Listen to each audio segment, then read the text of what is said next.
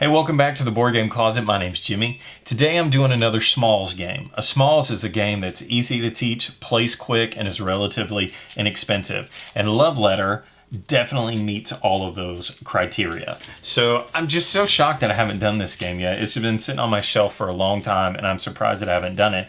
But this is one that is super cheap. You can pick it up anywhere and is definitely, well, we'll talk about that in a second. So let's take a look and see what you get inside the bag. This comes in a blister pack, kind of a little plastic thing, and you take it out. There's a few different versions of this, but mine is the typical red bag Love Letter version. In the bag, you're going to get some instructions, just a little tiny instruction booklet, and I think it's 20 cards with the player aid cards. So you get some player aids in here that tell you what cards are in there, and then you get all of the cards. And then you're also going to get some cubes in the bag, but I kind of made a change. I upgraded these to something different. But you get cubes in the bag, and these are going to be like point markers. So that's how that works. As far as the components go, I can't really complain because they don't outprice us. This isn't like a $20, $30 game. It's pretty cheap. So I think what you get is good. I don't typically sleeve cards because I don't like how they feel, but this might be a good one to sleeve because you're going to play this game a whole lot and the cards are going to start to get messed up. And then sadly, this is kind of a secret card game. So if the cards get messed up too bad, people might be able to say, oh, I remember the princess was pretty bad beat up, so he's got the princess. So this might be a good one to do that. But I really can't complain on the components.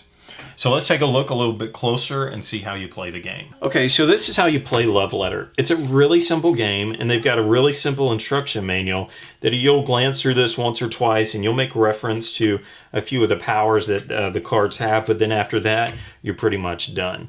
My difference in this game is I did upgrade the components a little. I just went to our local dollar store and picked up some hearts instead of the cubes. So now when you win the affection of the queen or the princess, you get the heart instead. And so that's it. So they do include in the base game some player aid cards, and I appreciate those because these tell you the cards that are in the game and the number of cards that there are. And so this is a real quick guide for you that you can look at and understand how it works.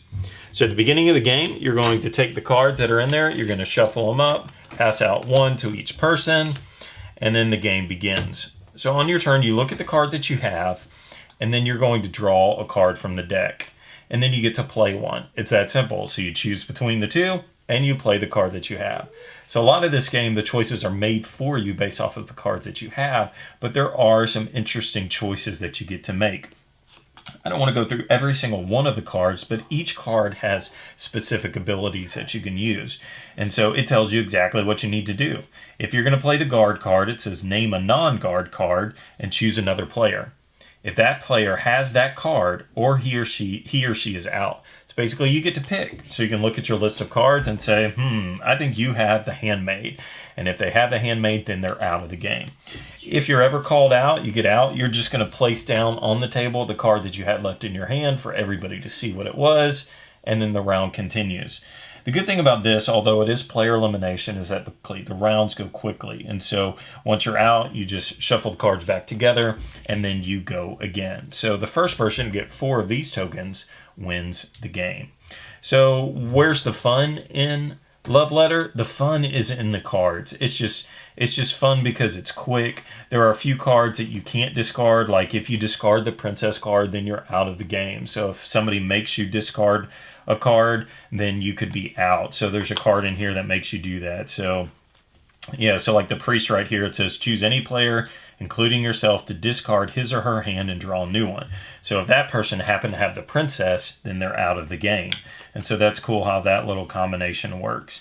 The Countess says if you have this card and the king or prince in your hand, you must discard this card. So you got to get rid of one. So this plays into strategy because if somebody sees you discard the Countess, then they might think that you have either the king or the prince. And if they happen to have the guard card, then maybe they'll call you out on that.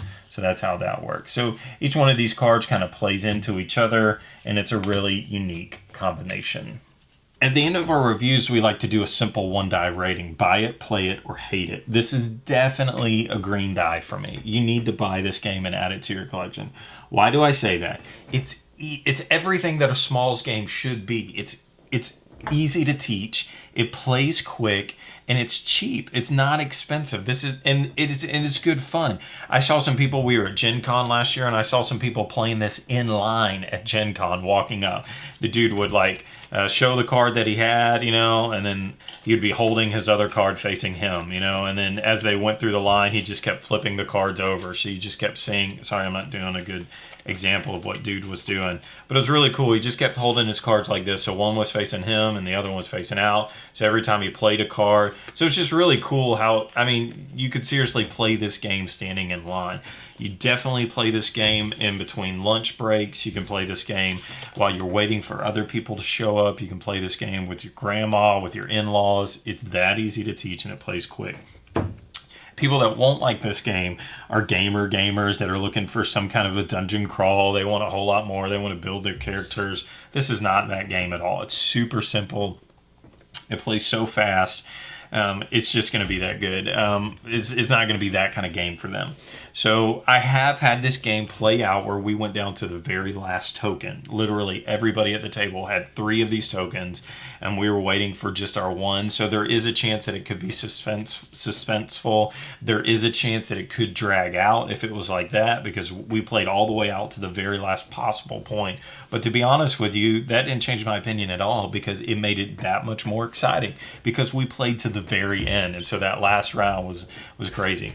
The only other negative to the game is you could just get bad card pulls. So you pull just bad cards every time, or cards that you can't really use, or you're a bad guesser, or you don't have logic to use it. But if you use your player A card and you just look around the table, you're going to start to figure out a strategy to play. It's not that in-depth or crazy, but you can still figure out a strategy. So I say green, go buy this game and add it to your collection. Thanks for watching the Board Game Closet. Check us out on Facebook, Twitter, Instagram. We're all over the place. We'll see you later.